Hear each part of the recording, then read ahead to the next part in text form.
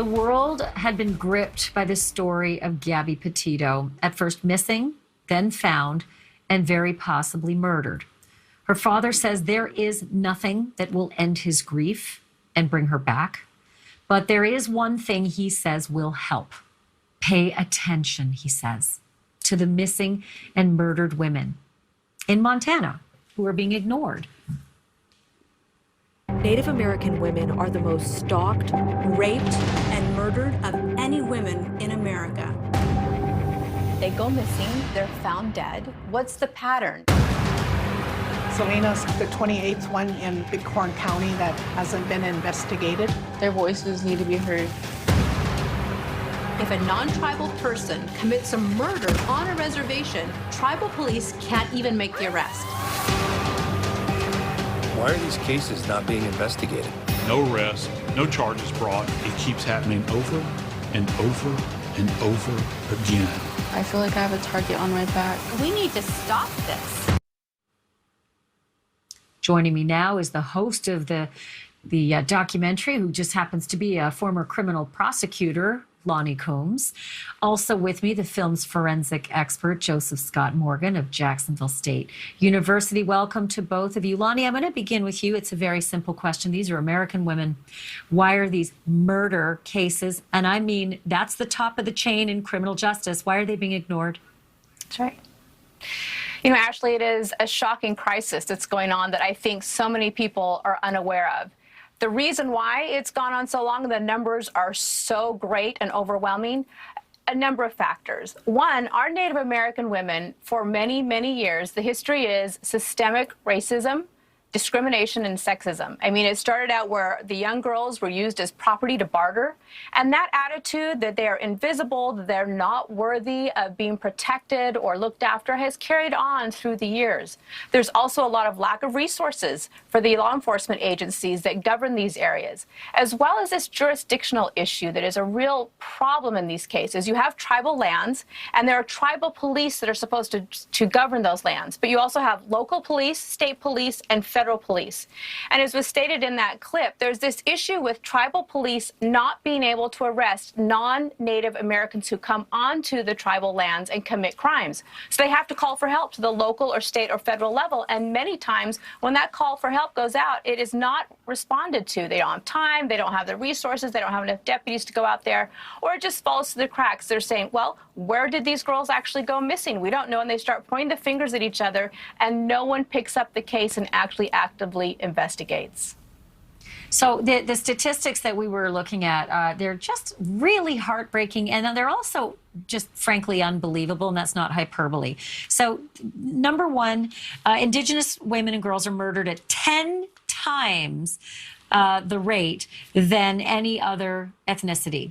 They are 2 times more likely to be raped. And murder is the 3rd leading cause of death, and that's according to the CDC. Joe, when you signed on to this project, I wondered about the forensics in all of this, and if there's something political in the forensics. I mean, is it different than the average case that you look at?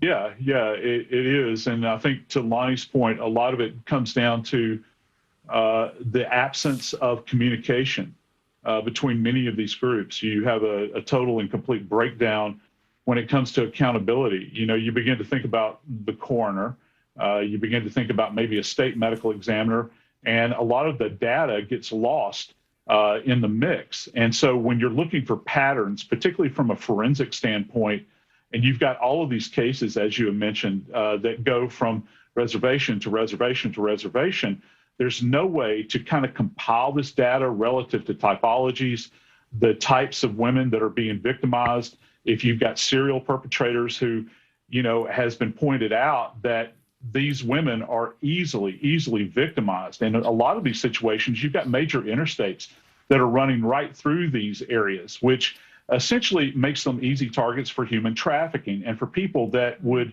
certainly not have their best interest at heart.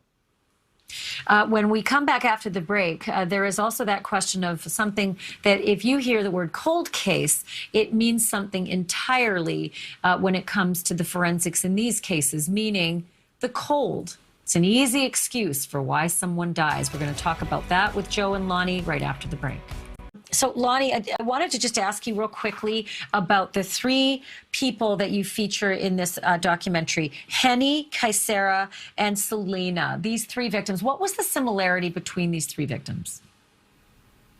They're all young, 14, 18, and 16 years old. They're all Native American girls that are living in this area of Montana, Bighorn County.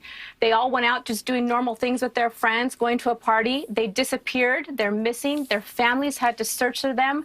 They were all eventually found near the location where they were last seen. And there really weren't any answers given to the families as to what happened to them.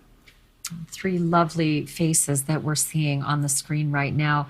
Joe, I said cold case before the break. It means something entirely differently from a forensic standpoint, and for the reason that it is actually stymieing these cases. What does it? What does that mean when I say cold case with regard to these murders?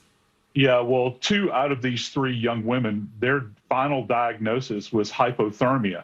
And that is a diagnosis of exclusion. That means that we got nothing else to hang our hat on. We're going to call this hypothermia, which of course is exposure. The third, they couldn't rule out potentially some kind of suffocation leading to her cause of death. So at the end of the day, as Lonnie had stated, we're no closer to any answers here, and that's very troubling. And you don't get a whole lot of resources dedicated to you if it's a hypothermia and not murder. That totally changes things.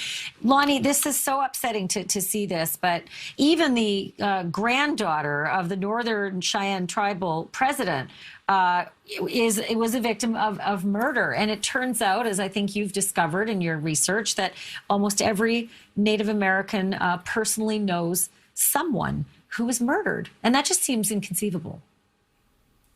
The statistics are overwhelming. 94% of our Native American girls and women will be raped or coerced during their lifetime. That means if you are born Native American and you're a girl, you will be raped or coerced unless you're part of that lucky 6%. When we talked to the women there and the families there in Montana, every person we talked to had a daughter, a sister, a grandmother, an aunt who themselves had been missing and murdered. It's everywhere. It's prevalent. And the young girls growing up know that.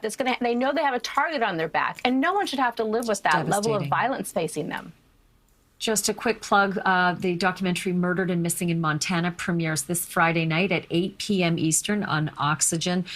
Joseph Scott Morgan, Lonnie Combs, thank you so much for coming on and talking about, and for doing this project too. This is really enlightening and very necessary. Thanks to both of you. Thank you for watching. Click the red subscribe button below so you can get more of News Nation's fact-driven, unbiased coverage.